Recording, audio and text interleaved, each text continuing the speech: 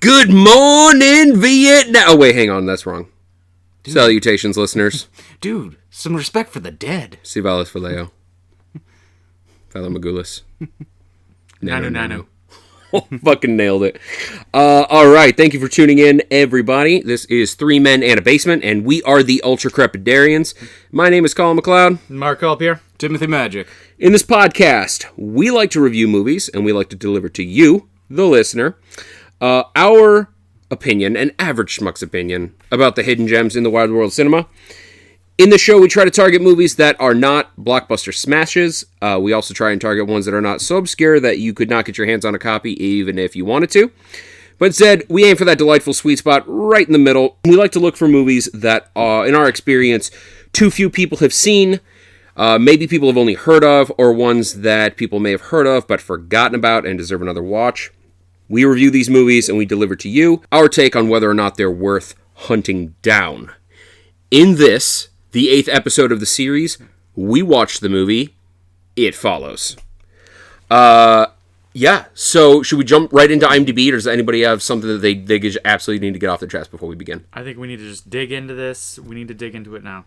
I think something that may be helpful for our listeners and also for us is I feel like right up front we should mention that this is the kind of movie that maybe keep it buttoned up until you've seen it. So we're going to try our best to avoid active spoilers before the spoilers section. Because it's the kind of movie that just, if it at all piques your interest from this beginning section that we're going to try and keep a lid on, go out and watch it, and then go on to the spoiler section. But it is the kind of movie that benefits from a tight lid. Yes, it's our most current movie we've done on the episode. It is. This movie was 2014. 15 release date, I think. Oh, was it? Okay. I think it got held up. Okay, so IMDb's got it at 2014. Tim's hitting us with some knowledge saying release may have been as late as 2015. Yes, 2015 it does say below. So maybe that bracket is 2014. It might be like a limited release, wide release thing. I'm thinking Okay. coastal festivals for first in 2014, wider 2015. That's typically what happens. Fair enough. Rated R, definitely appropriate rated R. Yeah. Maybe don't watch this one with the kids. Lot of boobies. I think there's actually full male frontal. That doesn't. Besides getting an eyeful of this gentleman, that doesn't spoil anything. We got a 1 hour and 40 minute runtime. Horror, mystery, thriller as our genres. I feel like that pegs it. Yep. Coming of age. Yeah. It's a coming of age novel. No, it's definitely not straight horror. You know, it's definitely got this thriller. I think some people have a difficult time sussing out what's the difference between a thriller and a horror. Watch this movie and you'll see what this isn't straight horror. You know, I don't know. No, I agree. I think there's a fine line between horror and thriller, and I think that line is very specific to the person. And this movie, I would classify probably as both, but I would put it maybe between the two, 70% thriller, 30% horror. I could agree. Yeah, and then I think mystery, 100%. Which is again why this movie benefits from sort of tight lips. Again, come back to this podcast if you haven't seen this much more recent film, because it starts you out very much in the dark. IMDb's got it at a 6.8 rating, and it's sorry, I'm tipping my hat. and its description on IMDb: a young woman is followed by an unknown supernatural force after a sexual encounter. I feel like that is a very apt description, and that's about as much as you want to hear. Covers the first 15 minutes. There we go. It does. That's a good... Yeah, you're right. The first 15 minutes, that's probably all you can reveal without giving out too much of this movie. Director David Robert Mitchell. Do we know him from anything else? I know him more from writing credits on other film and TV, but I really don't know his directing style very strongly. Fair enough. I think this movie in particular, I don't think I recognized a single member on the cast. So, as far as the cast goes, let's jump right into that. We got Bailey Spry as the lead here. I didn't recognize her, but she basically looks like if Brittany Murphy and Mary Elizabeth Winstead had a baby. That's who it would look like She's really like, half the time she looks like Mary Elizabeth Winstead, half the time she looks like Brittany Murphy. She's very pretty, and I think she does a pretty good job in this movie. There are not a lot of other names that you'd probably recognize. The only person I recognized by face was Keir Gilchrist. Not sure how you say it. Apologies. But I did actually recognize him a little bit. He was also in the movie It's Kind of a Funny Story with Zach Galifianakis, if you've seen that. He was in Dead Silence, which was a pretty good movie. Both were good, yeah. I think Dead Silence is actually on our list, and It's Kind of a Funny Story. I don't know if I own it, but that should also be on our list. I'd recommend both those, yeah. Yeah. All right, so that's hitting with the IMDb stats. I think that covers it pretty much. Yeah, we can probably jump into it. Yeah, so would we recommend this movie? Yes. Woo! Yes. Yes, it's over the 50%. I know I feel like I say this every week, but it's not for everybody. But I do recommend it to the thriller horror enthusiast. Yes, this has recently joined my catalog of October favorites. It hits so many notes for me. Filmed a good chunk in our backyard here in the Metro Detroit area. I don't actively seek out teen movies these days, but teen thrillers are a staple of the season.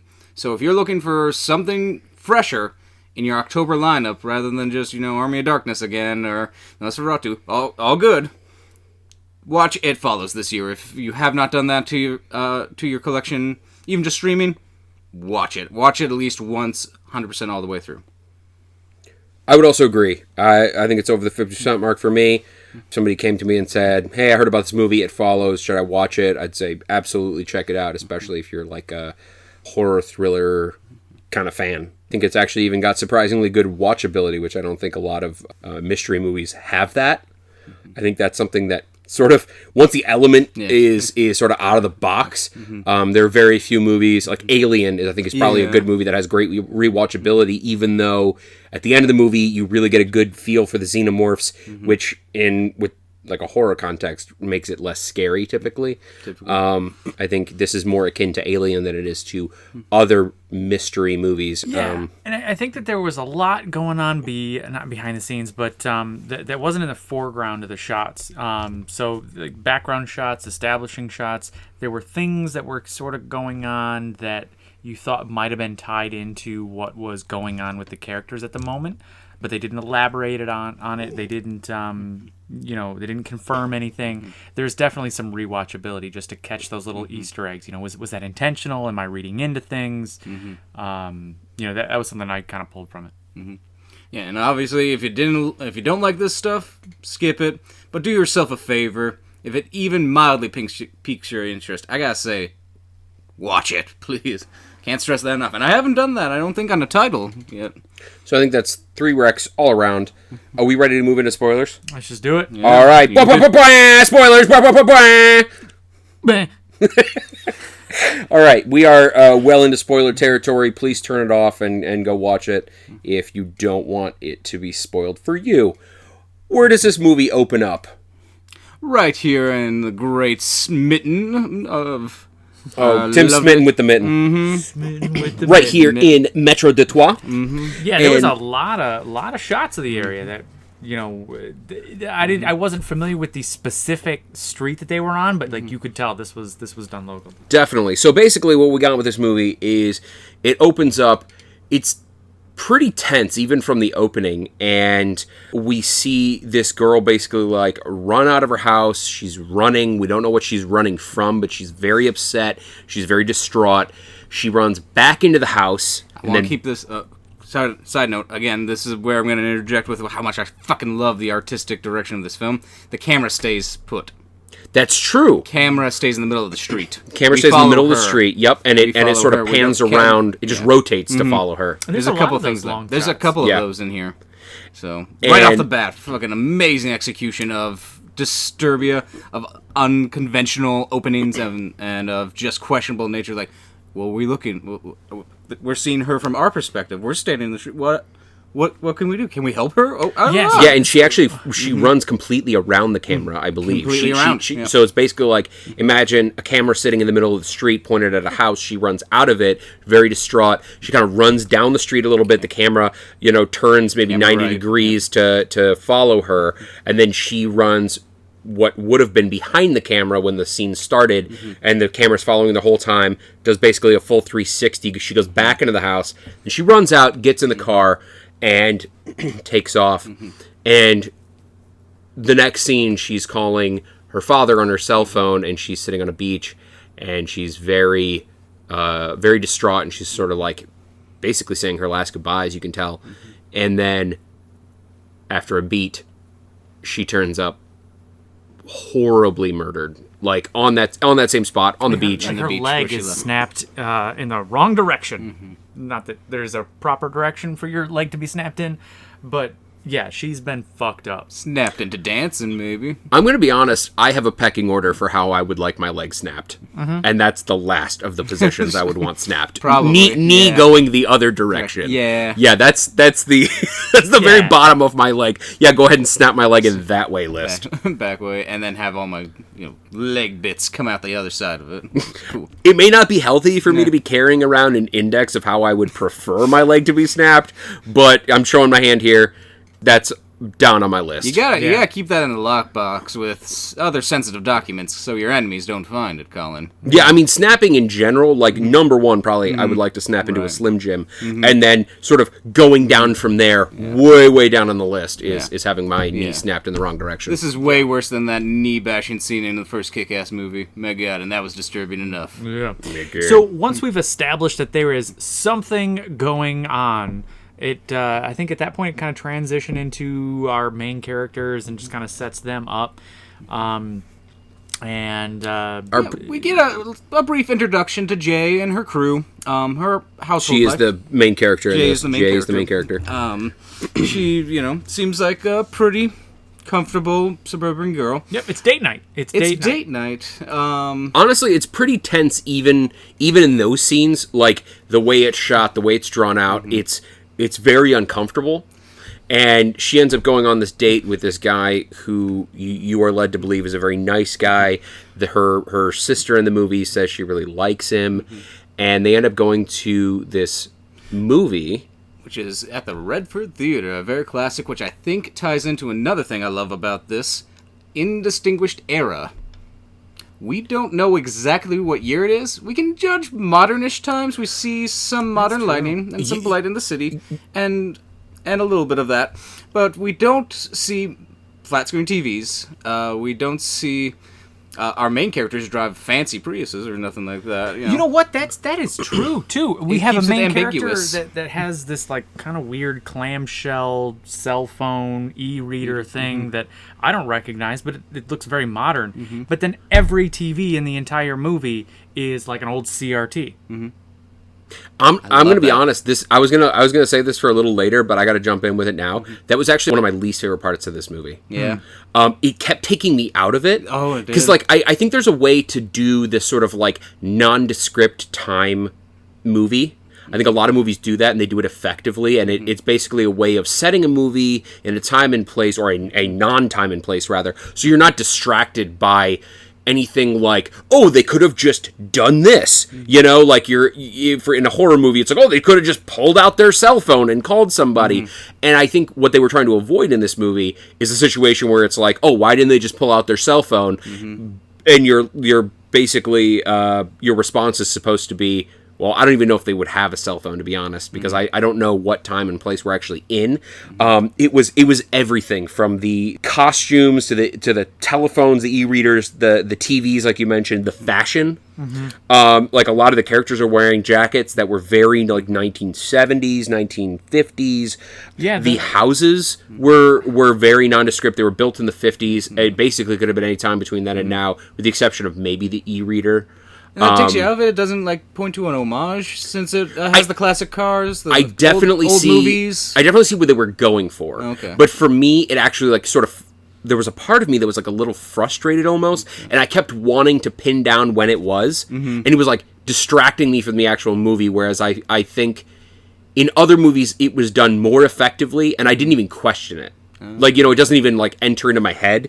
But because they had certain elements there, they had, like, the TVs. And they're watching these, like, old movies from the 50s. And it's not that you can't watch old movies from the 50s, but, like... Teenagers aren't doing that en masse. In 2015, teenagers are not sitting around watching a, giant bug film from the 50s on an old CRT television. These nerds are. I'm sorry. I think Paul is that big of a nerd. The main... one of the main males in this movie. He looks like a goober a good chunk of the time. He is not cool. He is trying to hang out with girls, but they are just more like extended sisters to him. He's just the innocent boy, and he's like into nerdy shit.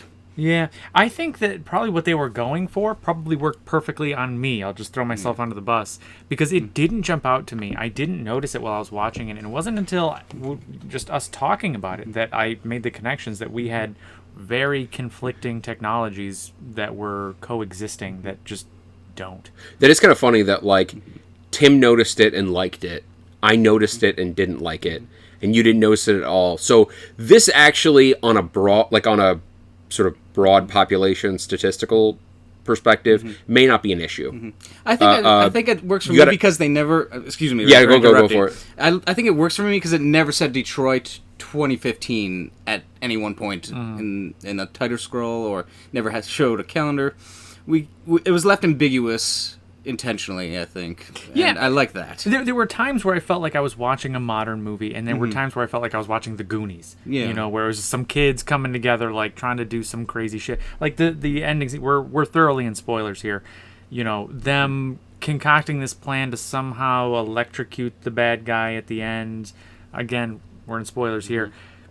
Didn't make a whole lot of sense, but either way, it had that like kind of Goonies vibe where it's like just some kids getting together and throwing some shit against the wall and seeing what stuck. It does, and I like that, but at the same time, I almost think that if it had said like Detroit 2015, I would have been able to dismiss everything else as just like a quirky situation. Like, oh yeah, he's clearly the nerdy guy who just likes to watch these old black and white movies, and it just so happens that everybody on every block still has a CRT television in 2015. I don't even have to like reconcile why that's the case because it's already been established that it's 2015, but leaving it open and ambiguous like that, I found myself constantly going back and forth on it. Like, wait, is this 2015? Is this 1995? Is this 1985? Is this, where are we? But I think, at least 2 out of the 3 of us, it didn't bother. So, as a viewer, maybe this is not something you noticed and didn't bother you, or maybe it's something that you just didn't notice at all. So, probably not something to concern yourself with too much, but it definitely got to me a little.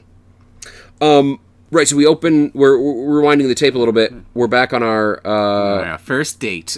Our first date. In a charming cinema. Yeah, in the Redford Theater. Tim and I actually, a number of years ago, saw The Blob at the Redford Theater, and that was pretty awesome. Seen quite a handful of festivals and movies. So again, you're obviously a cinephile listening to this. Check out that theater, and then you can sit where our lead sat. Yeah, if you're in the Detroit metro area, Redford Theater's they always got worth checking out. Yeah. So they're waiting in line. They're waiting in line at the theater, and they're kind of bored or whatever. They're passing the time, and the game that they choose to play is, I forget the name of it. It doesn't matter. They're looking at the people around them. Switch places, trading places, whatever. The object of their little game is to look around, find somebody in the crowd that they would want to switch places with, and then the other person will try to figure out who it is. And what this ultimately leads to is they're in the auditorium, about ready to watch whatever it is that they're going to watch. Man, I'm getting distracted. Remember that they had the organist playing at that theater too. Yeah, that happens there too. The theater that actually happens there. The theater itself.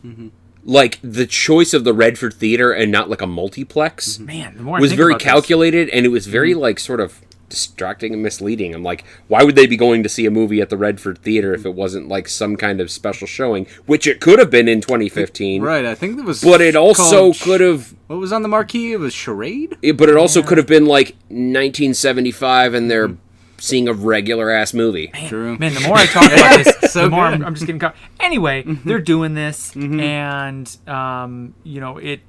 it's the guy's turn. He's trying to guess what the girl was saying. He looks behind them, and he believes he sees this woman in a yellow dress.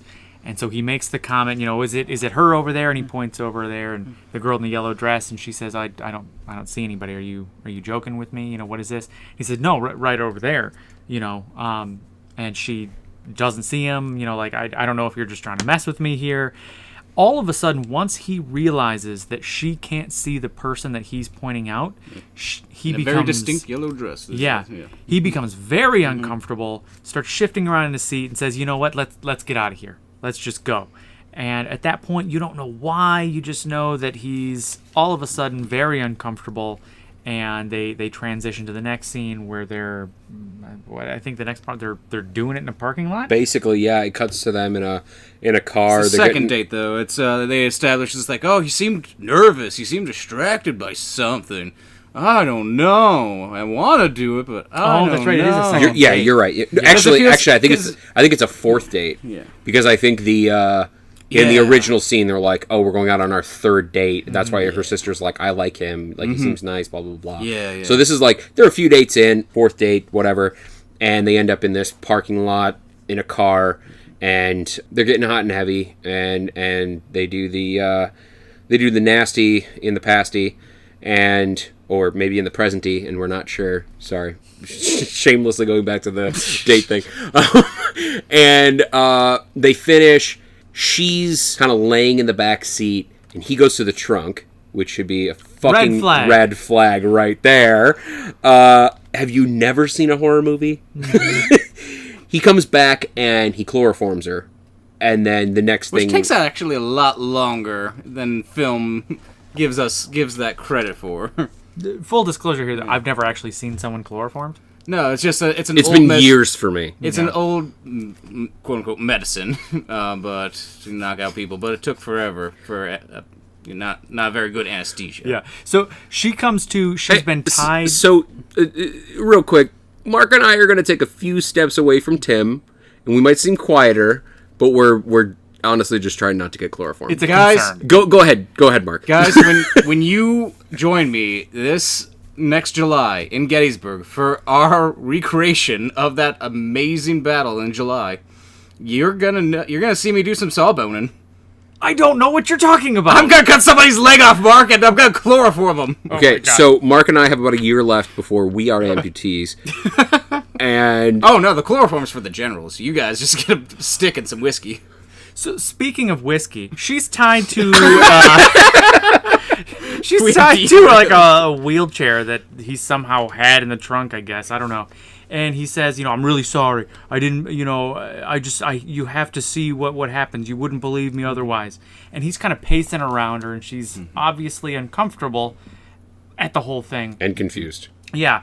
And out of nowhere, he says, here it comes. Here it comes. You got to see this. And he wheels her over to the edge. And down, maybe 100 feet away, there's this nude woman just walking towards them. And he starts freaking out. He's running away from her. He does this weird sort of cat and mouse thing where he lets whatever this entity is, get kind of close to them so that she can see that it's not human. It's not reacting the way that a human would. And while he is pacing around looking for this thing, he is explaining. It doesn't sound like explaining. It sounds like rambling to begin with. But he's basically saying, "Listen, this thing was given to me, and I gave it to you. It happens when you have sex." He didn't say that quite in that way, but basically that's how it happens. And it follows you. That's the namesake of the movie. It follows. And he's sort of giving details about it. It will always be walking, so it doesn't move fast.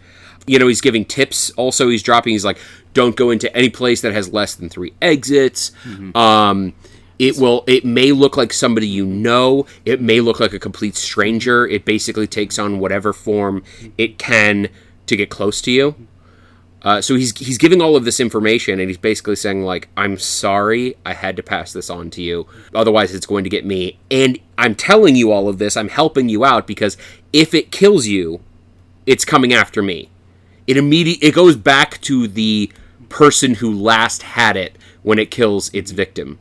And then he, as Mark had said, he lets it get close so she can see that it's real. And then he rushes her out of there and drops her off at home, like literally. The horror of her family and friends. Yeah, to the horror of her, exactly. Her sisters and friend. Yeah, they were sitting on the porch, and they are, Mom's as you can imagine, asleep. horrified. Yeah. Because he just basically boots her out of the car. Man, and in that Still scene, with hands bound. And in that scene, just imagine if that was the first time you ever were in a zombie movie, the first time you were ever in a body snatcher movie. This premise would just sound absurd. Like, I can't believe any of this. Alien from another world? Something following me because I had sex? Get out of here with this. And it's gonna, what? Follow everyone? That ever did it? What? Follow the what is this? So it's so I would be confused just as Jay is at this point in the film and very disturbed. Yeah, all of the friends and obviously the main character are very confused. Don't believe it's real. Yep, question everything. I think we can sort of sum up the next 40 minutes. 40 minutes in basically it's both convincing her and all of her friends that it is in fact real. It is in fact following her, changing shape. It's true that nobody who hasn't had it can see it. They do end up effectively tracking down the guy who had used a fake name and all of this stuff in order to pass it on to her. They find him. He ends up explaining a little bit more about it, how he got it, what its MO is.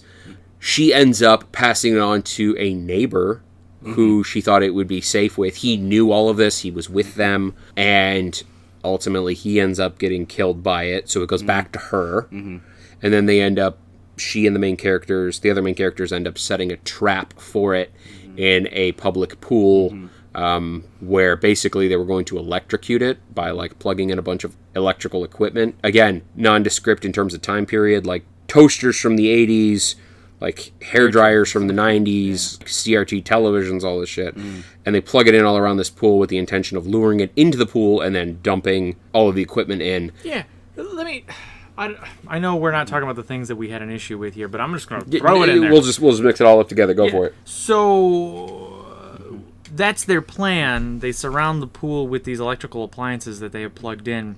The entity proceeds to throw them into the pool at her. No one's getting electrocuted. No one ever gets electrocuted. So it did show at least that most of them got unplugged when it threw them.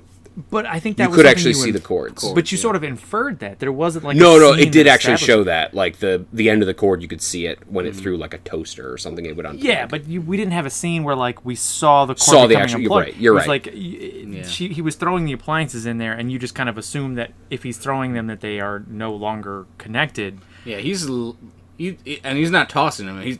This is a very strong monster. We find out as the movie goes on.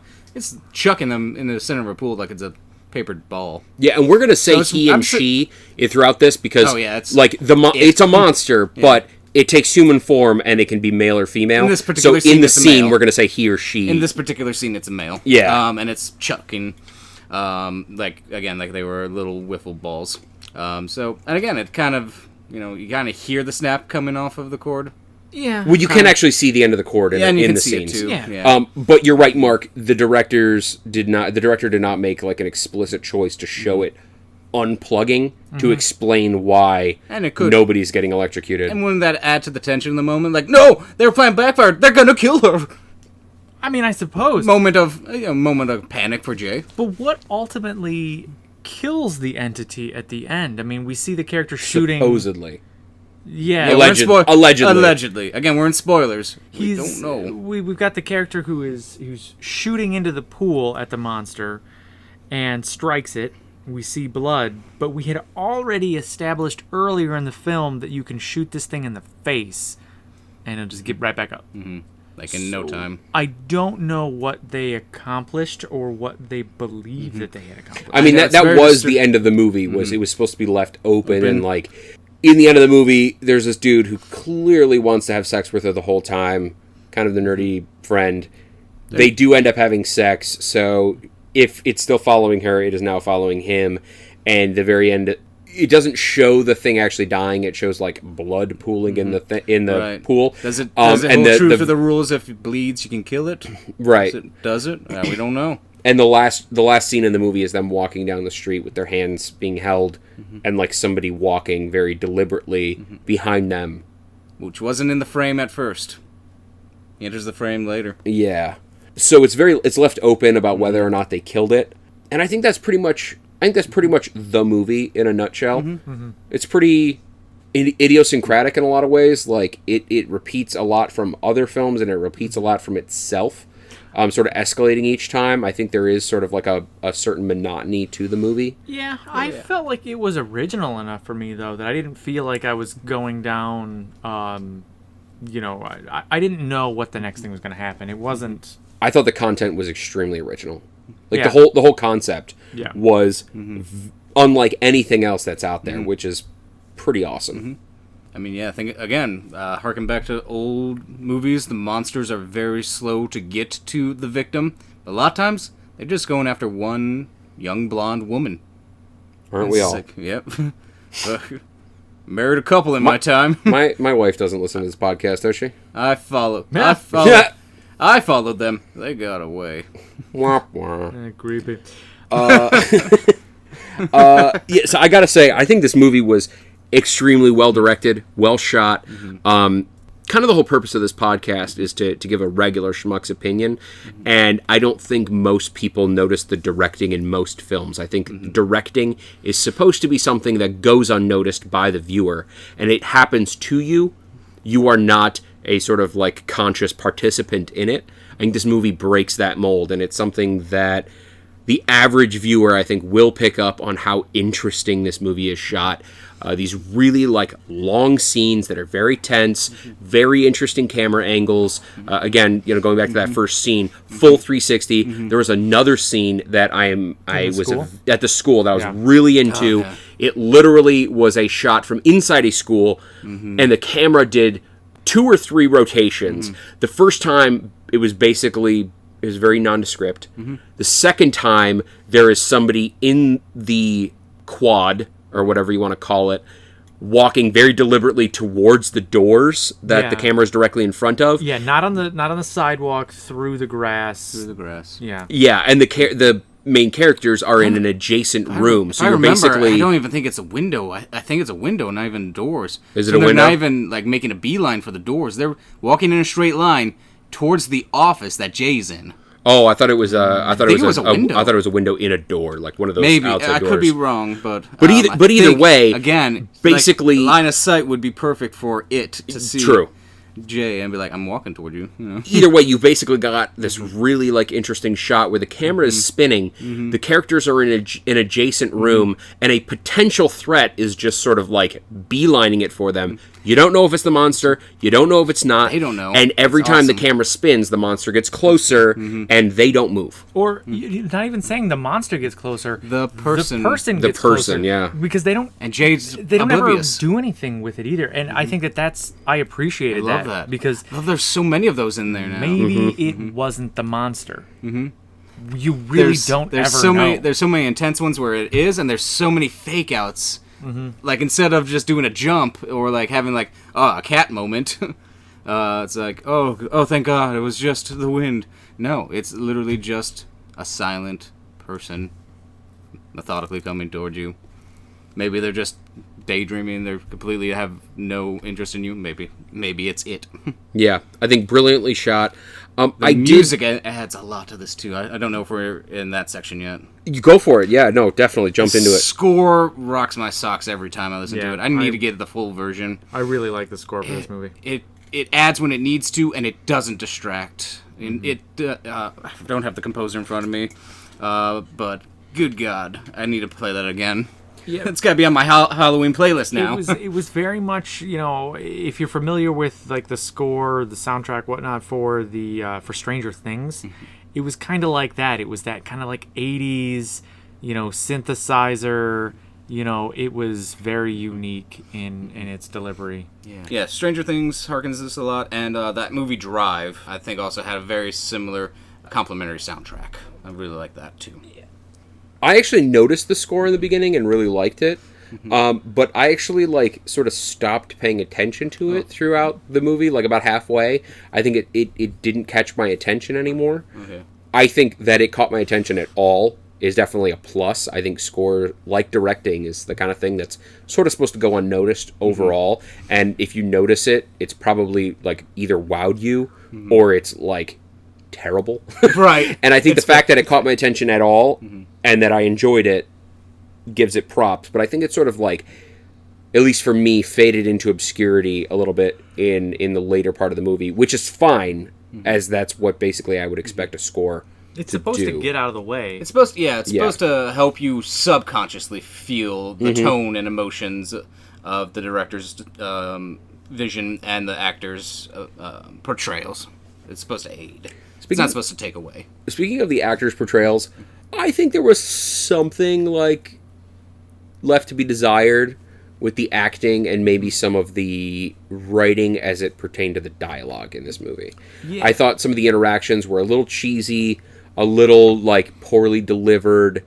I don't think the acting was atrocious, and I don't think it's necessarily distracting from the film overall, but there were definitely elements of the acting and of the writing that I thought could have been done better. Yeah, this is definitely not immune to the horror genre cliche of the teenagers making decisions that seem maybe counterproductive to what they should be doing. I don't feel like it wasn't bad. You know, there wasn't any time where I was like, you know, what the fuck are you doing here? But there were definitely times where, like, maybe you should have thought about that a little bit more. You know, I don't know. I think it rode the line. You almost need the protagonists to be a little dumb in order for them not to solve things quickly. I don't know. Maybe that's just my opinion, but I don't know. I'm gonna agree with you that my initial comment was directed specifically towards, like, the acting and the writing for dialogue, but I completely agree with you that the writing as it relates to extant horror tropes, especially like slasher tropes, was a little annoying. I feel like in a lot of instances that's almost lazy writing, where, like, you basically need the characters to be making stupid decisions to put them in harm's way, whereas, like, developed writing is the characters finding themselves in these situations organically and not by their own stupidity. Like, if you run into a room away from a killer, don't, like, go to the opposite wall, put your back against it, and then, like, shrink down to sit on the ground. Like, you're running from something. Get the fuck away from it. Now, do you think that we can excuse some of that, given that all of the characters in this were teenagers? No. I don't know. This kind of shit annoyed me when I was a teenager. Like, to be fair, I have never been... to trauma in different ways. That's true. To be fair, I've never been placed in a situation where I've been running away from a person with a fucking knife. But, still, it's hard to watch somebody make such a horrible decision with respect to a monster coming after them. Like, this is the first monster ever, though. You know, their version of monsters are rubber suits that men are wearing on the CTR TVs, which should make the actual monster that much scarier. Like, the scene that she's like first, it, you know, the scene that she's like first running away from the monster. It's this very disheveled chick with a boob hanging out, who's got, like, mascara smeared and is just pissing on the ground wearing one sock. This is after the window was broken. So, like, even if that was just, like, a regular-ass person, like, get the fuck away from that person. That person is unstable, dangerous, like, don't go near them, and your solution is to, like, run upstairs to your bedroom and just, like, sit. This also gives us the rules of it, though. This is allowing us to see the shape change in real time. This is allowing us to know the rules of it. That's true. This is for the audience. I mean, only Jay can see it. Jay is terrified out of her mind. She locks the door, so she's trying to be in a safe space. She hears knocking. It's her friends. She doesn't believe it. She's terrified. They finally convince her, and, you know, obviously they're not killing her. Knock again. It's the other friend. All right. Obviously, it can't talk. It's not saying, I'm coming to get you. Nothing is ever exchanged. It's just a silent killer. Very Michael Myers-esque. And then this is one of my favorite scenes. The lumbering giant that it transforms into, because it transforms, the last time we saw it, dead hooker, now giant man, coming in from the shadows. That was a good scene. I fucking almost died from a heart attack in the theater seeing that scene. Good scene, but she never should have answered the fucking door. She didn't want to. She locked it. She shouldn't have answered it for the friend and Again, it's the establishing sister. the rules. But he she didn't explained open it. all of the rules to her. She doesn't believe it fully at this point. She's still putting it together. This is the first encounter. There's a dead hooker in your house. Yeah, she got away from her. And then the friends open it with like an attempt to attack, and the friends don't know, so the friends let it in.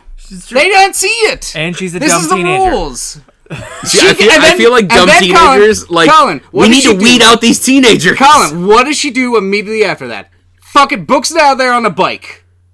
On a bike. She don't have the fucking driver's license. I don't fucking know. But then she proceeds to go to like a park where she is like intently staring in front of her, but doesn't look behind her. Again, as a young person, they're looking for a safe space. In front of her. Yes, I have exactly 180 degrees of safe. that whole scene, I'm like, okay, turn around though. Okay, but like turn around though. Like just like turn around though. Yeah. And she never does, and it doesn't get Mark, her from behind. you're that audience member then in that theater. I know, but it's like just turn around though. Like, yeah, and that's never annoying in the movie theater, is it?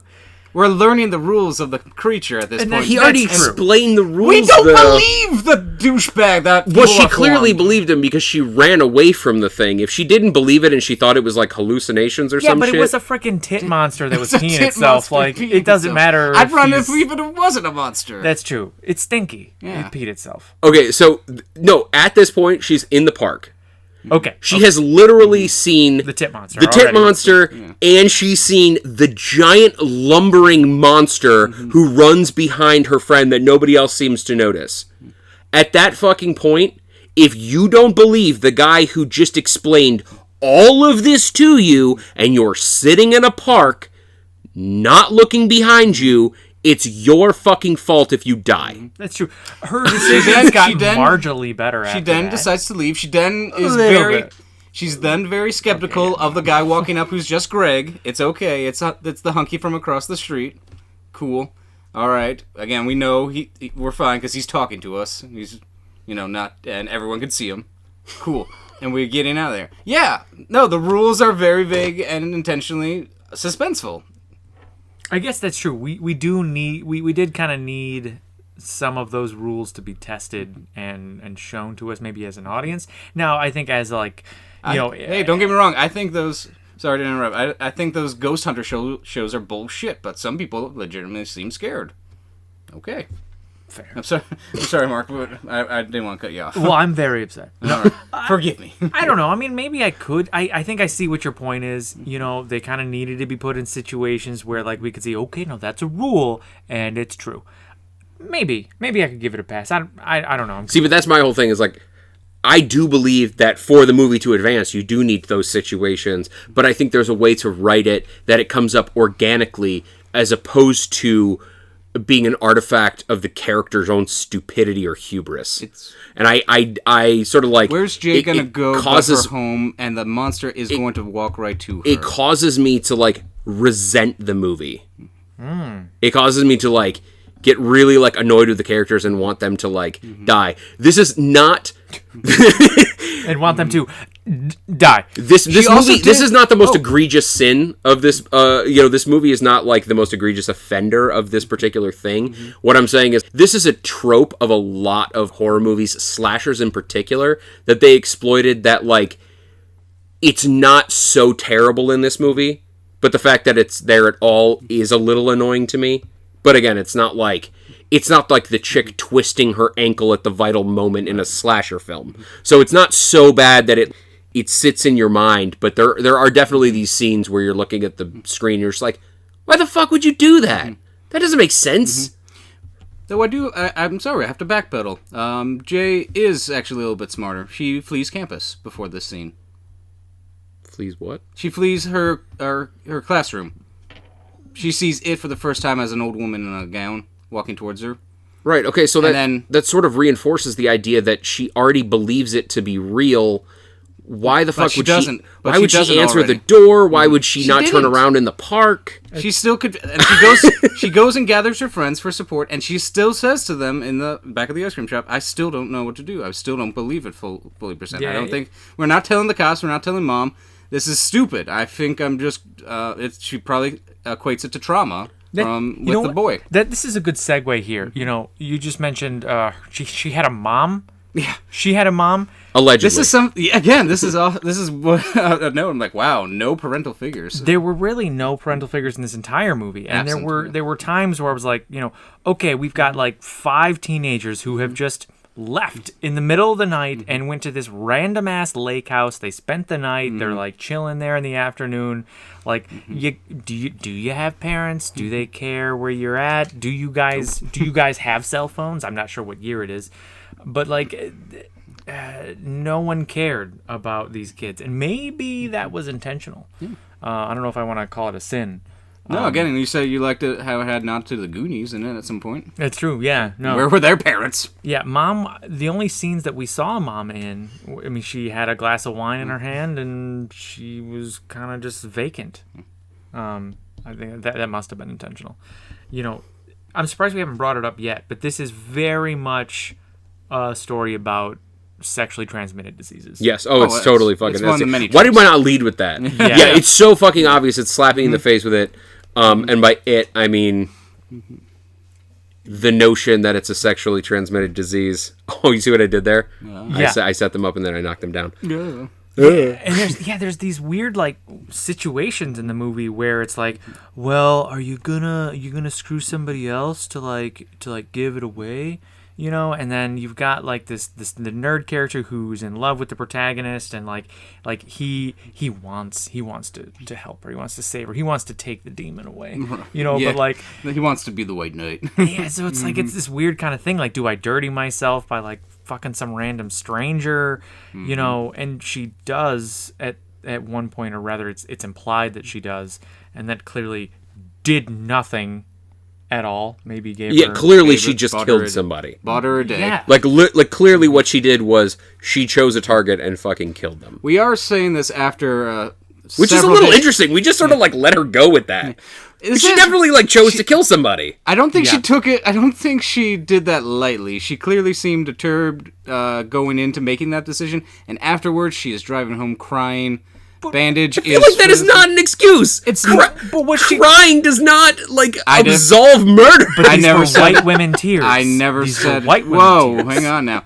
I never said it did absolve her of murder. I'm just saying, what are you going to do in a desperate situation when you don't have any authority figure to help you? Fuck when a you stranger. When you don't have any other option to buy yourself more time. When you don't have anybody who would believe you anyway.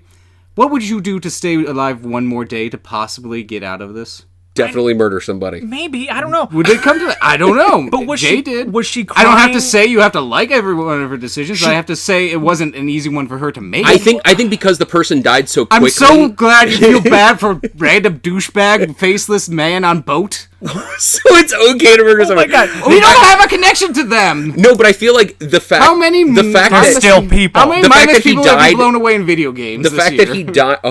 The fact that he died within a day. Illustrates the point that she did not tell him what she did to him. We don't know that. Yeah, I think we don't know that. I think we could assume. I think we can pretty much assume that is the case. No. Why would you not want to buy more time by telling the truth? That's what I'm saying. She would have bought more time by telling the truth. And the fact that he died so quickly illustrates that... And then, so that stupid faceless douchebag 3 on boat was an idiot. Tim, why are you calling him a douchebag? He was literally just a silhouette on the water. You could see the douche. Oh, you could see he deserved to die. I didn't say that. I could say you could see he was a douche from the water, and you didn't believe the truth. There were 3 males in a boat. Broing out, having time with the bro types. Oh, we should listen to their podcast. We don't even know if they were bros. 3 boats. These could have been like 3 fathers who were just trying to get out to do something. They could have been fishing. God damn it. Sure. Then that would have been an emotional connection, and I would have felt bad for that man. Oh my god! Yeah, but a faceless, nameless character I'm supposed to feel bad for? So instead of them not believing Jay and her getting potentially a week head start, a day head start, anything, we don't know what went down. We just know the implications at this point in the rules. So we know what... And we know so many people don't believe at first. You know, we don't even know if she boned him, because was she crying because because she just effectively murdered a random stranger? You say murder. Or like, was she crying because she just fucked a random dude? Like, you can't say murder. You can say cursed for sure. Oh, she murdered him. No, she cursed It's him. like knowingly having sex with somebody when you have AIDS in the 1980s. It is basically giving somebody a death sentence. that's a little insensitive. That's an autoimmune deficiency that slowly kills you over time. It's a fucking monster that kills you tomorrow! An autoimmune monster who fucking kills you slowly. I'm just saying, you never had to hold somebody's hand in the hospital bed from it coming That's true, it only breaks your leg backwards. Right. It's I'm sorry, Jesus. I'm sorry that you have a problem with a relatively quicker death rather than a terrible, slow, agonizing one. We don't know if his death was quick or slow. So They all die quickly. So we Look know how we're quickly like how quick Greg died when his mom humped the shit out of him. so we oh know yeah, we didn't even cover that. His That's mom awesome. the shit out it of can that, dude. it can look like your mom and kill you Oedipus style. So we know where Tim's at when it comes to protagonists. It's okay if they murder people, even if the death is agonizing, as long as it's not like a protracted death. You guys like Batman. That's it. You guys like Batman. I feel for Jay. Batman can. You know what? Maybe this argument is suck a batarang. intentional. Maybe we're supposed to be arguing over the use or, of condoms. Right. When somebody climbs on our boat. Yeah, when someone climbs on your boat, That's right. You wrap it, okay? You practice safe sex. Otherwise, you're effectively murdering. You're right. You know what? That is the deeper moral message of It Follows. God. Abstinence is the only way. Only way. Abstinence only.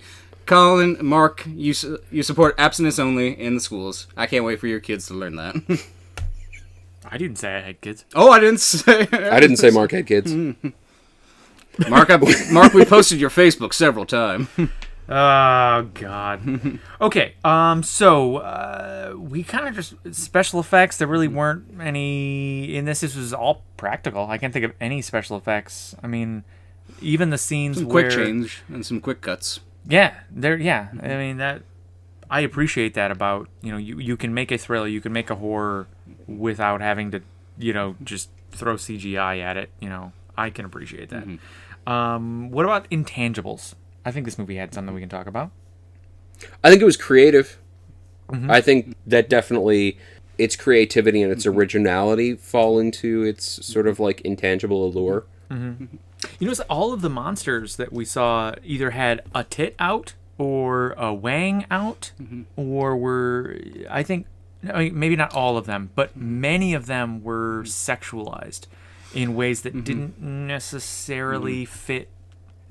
So we talked about the mom scene where the mom jumps this guy, Greg or whatever. His mom. His mom. The monster as his mom. Kills him, but when Jay kind of jumps into the house and she turns around the corner and she sees this, she sees the mom, or rather she sees the monster who has taken the form of this other character's mother, killing him. She's doing it sexually, like she's dry She's a humping succubus. him. She's basically sucking his life force out through his wee-wee. Yeah.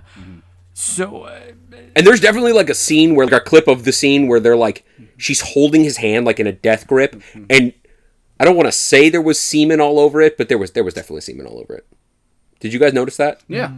No. And it's I was gonna mention it during the movie, but I was like, the fact that nobody's talking about this, maybe I shouldn't mention it. unidentified liquid. yeah. An unidentified milky liquid that's really sticky. Well, And again, when Jay gets gripped by the ankle in the pool, there's hot welts left behind. So again, I don't know what it does all the time.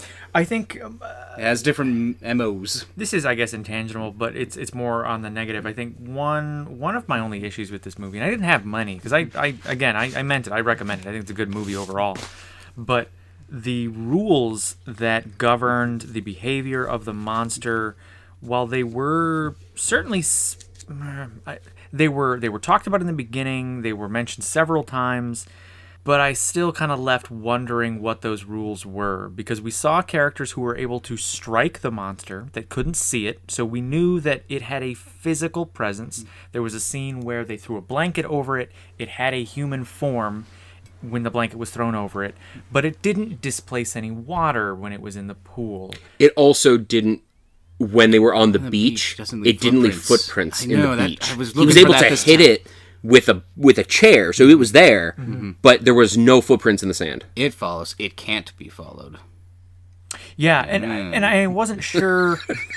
What? That's real funny. That's fucking clever. It's on its business card. In your face, Pennywise. One question that I had for this movie, or maybe I'll just present it to you guys, is this entity, does it have a geographic finite position in that you drive away from it? Yeah, it doesn't like Ohio. Fuck you, Buckeye State. Yeah, no, but like she drove for hours, and eventually. I'm kidding. Yeah. I'm Blizzard apologizing to China over here. We got such a fan base in Ohio, I don't want to piss them off. God damn it! But I definitely felt like the creature like appeared in some cases. Like there was the scene where we had the nude man on the roof. How'd that happen? You know, did it just appear on the roof? There? Well, and why did it happen? Like, why was it on the roof? It in all other scenes, it seemed to make a beeline. It knows where Jay's room is now. Yeah. And if you had a metal door that you sealed yourself into, would it ever be able to get in to that room? Like, I don't know. Like, how tangible was its existence? Was it entirely supernatural?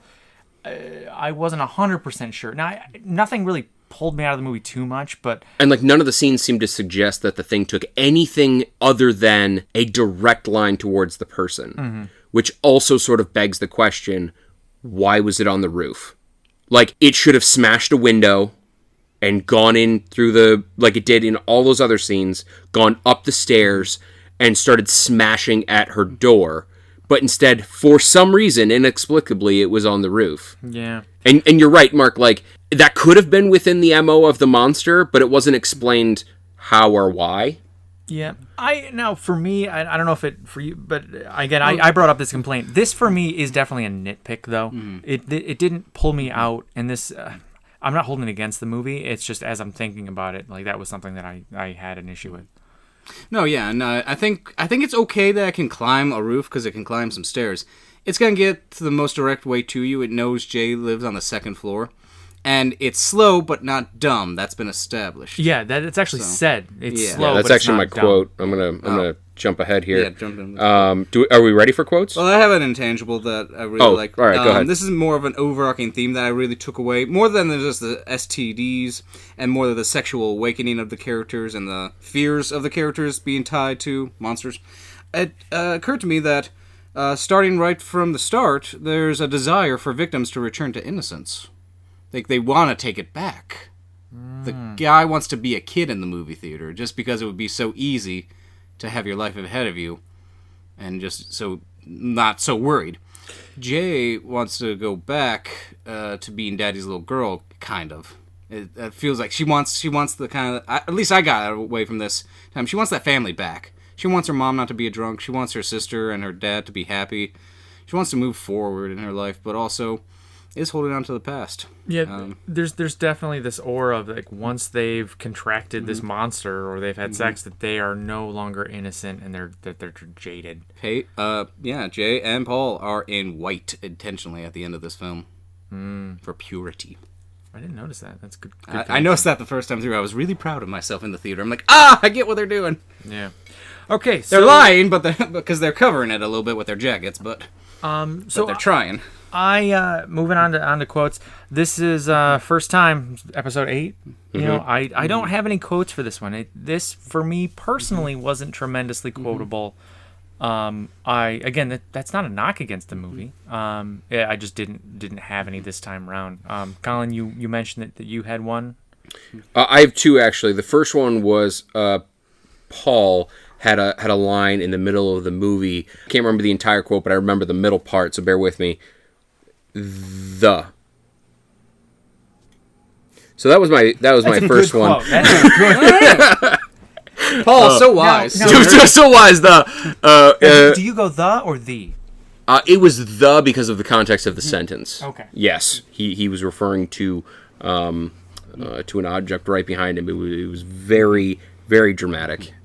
So hold on to that one and look for it in the movie.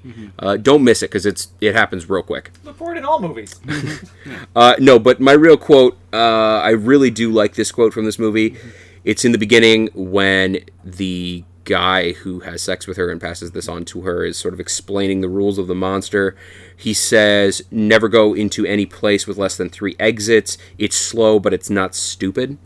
And I thought that was kind of a cool quote because it sort of set up, like, first of all, it just sounds really good, but also it sort of sets up the monster as more than what it would appear superficially, because the monster doesn't really interact much, because it doesn't say anything, because you can't see it doing anything other than following. There's the risk that the audience would interpret it as basically a zombie, as like a mindless idiot that'd be so easy to outwit. And that quote really helps cement in the audience mind, like, no, this thing is actually pretty clever, and it will fucking find you, so treat it with, like, the respect and concern that you should. So I thought that was kind of cool. Tim, did you have any? Yeah, it's good. And that's good rule building. If this was like harking into those zombie films, I like that, Colin. Let's see here. Goes well with time. Mine has to stretch out a little bit. It's a very simple line. It's the pool scene, and they ask, "Where is it? What do you see?" And Jay says, "I can't tell you, or I don't want to tell you, because." It doesn't pay. That line, Jay's like, what the hell? We've been through all this shit. Why are you not? Okay, whatever. She's sad, and it reveals that it is an older white guy. Pretty nondescript. He just looks like what it was wearing this whole time. White shirt, undies, whatever. Grabbing at people, throwing shit around, little salt and pepper on the top. In the frame in Jay's room near the very end, it's Jay's father. It's confirmed that it's Jay's father there, dead. You know, he's been dead. He's not around. He's been dead for a long time. It's implied through, again, some awesome silent movie storytelling techniques. Also, subtle nod to intangibles for Intangibles, that yes. for sure. I love that. And that was something new I realized in the picture frame this time around. I'm like, oh, fuck. That's why. I didn't pick up on that, but I missed it definitely... my I first also time. missed it. I missed it my appreciate first that. time, you know. Okay, so do we want to move on to ratings? Let's do it. Sure. All right. Tim, how about we start with you? Do you want to start with the base of the iceberg? Oh, you're the base of the... Okay, Oh, okay. yeah. Fair enough. Because for the first time, I'm getting into the 90s brackets. I am giving this a solid 9.0. Awesome little nods to the silent film and 1950s era TV. No, that's a bad rating. That's too long. 9.0 Dead Dads in Frames. So 9.0, 5.0, 9.0 Dead Dads in Frames. Got it. Got it. Add that up. Add that up. It's over 15%. Wow, that's a lot. Yeah. Make sure It's you use over- a metric Over, calculator. yeah, there. 150% recommend this movie. Anybody take calculus? Mark, what do you got? Okay, I'm going with a 7.0 STDs with this Whoa. one. Yeah. No, I was... Some of those you're going to have for life, Mark. They don't have a cream for all of them. Yeah, I was kind of jostling back and forth between different units of measurement here. I was thinking maybe titty monsters, but I felt like that was a little too on the nose. So yeah, I'm going 7.0 STDs. The herp is forever, Mark. Allegedly. It follows. All right.